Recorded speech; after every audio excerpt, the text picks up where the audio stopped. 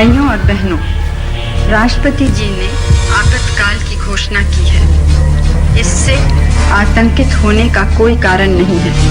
The President has proclaimed emergency. This is nothing to panic about.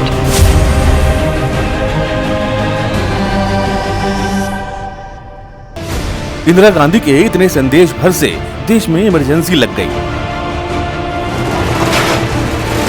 लोकतंत्र का गला घोट दिया गया। संसद बेईमानी हो गई। किसे पता था इंदिरा की जागीर में पूरा हिंदुस्तान तब्दील हो जाएगा। जनता पर हर तरफ अत्याचार और पीड़न होने लगा।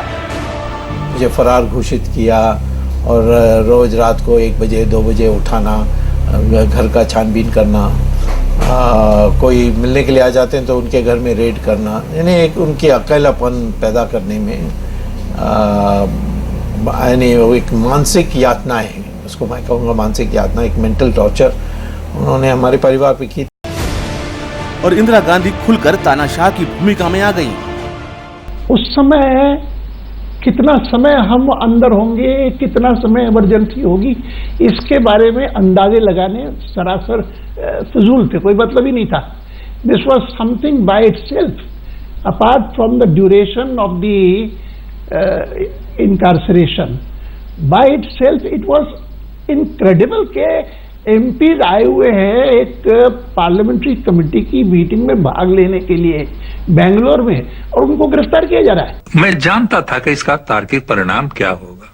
ये बातें मैंने लिखा है, अखबार उस समय यंग इंडियन निकालता था, उसमें पत्र लिखा है, तो मुझे कुछ आश्चर्य तो नहीं हुआ मैं जब जेल गया था। आपातकाल में अभिव्यक्ति की आजादी पर सबसे बड़ा हमला हुआ। ऐसा हमला भारत के इतिहास में पहले कभी नहीं हुआ था।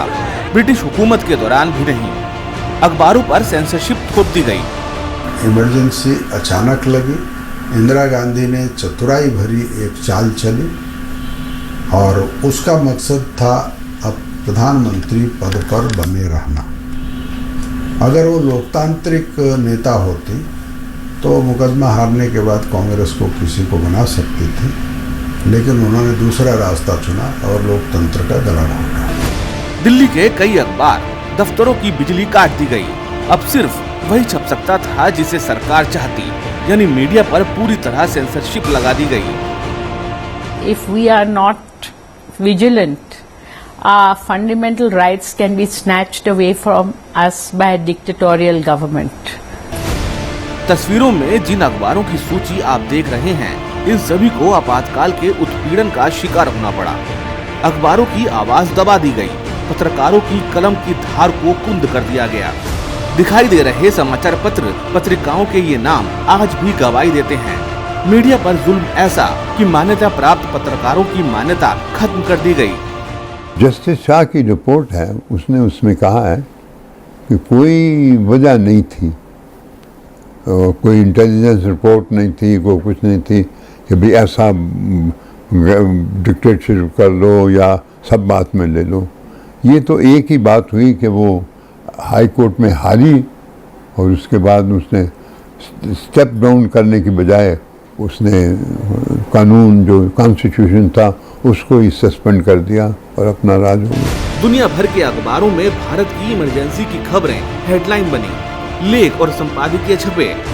अखबारों ने एक सुर में इंदिरा गांधी के इस कृत्य की आलोचना की, उन्हें तानाशाह बताया। लाख उत्पीड़न के बाद भी पत्रकारों की कलम खामोश नहीं हुई। इसी दौरान निकली दर्पण पत्रिका की निर्भीकता की चर्चाएं आज भी की जाती हैं। दिल्ली और हरियाणा में तत्कालीन इंदिरा सरकार के खिलाफ अपनी बेबाक खबरों के लिए मशहूर हुई पत्रिका दर्पण को तमाम परेशानियों का सामना करना पड़ा। पत्रिका का प्रकाशन इतना गोपनीय था कि पुलिस अंत तक पता नहीं कर पाई कि पत्रिका का अंक कहां से प्रकाशित होता है। इंदिरा गांधी की तानाशाही ने अत्याचार की हर लक्ष्मण रेखा लांघ ली, लेकिन लेखकों, पत्रकारों और अखबारों ने हर जुल्म ज्यादती सहकर भी लोकतंत्र के पावन मूल्यों को बचाने में अपनी महती भूमिका अदा की।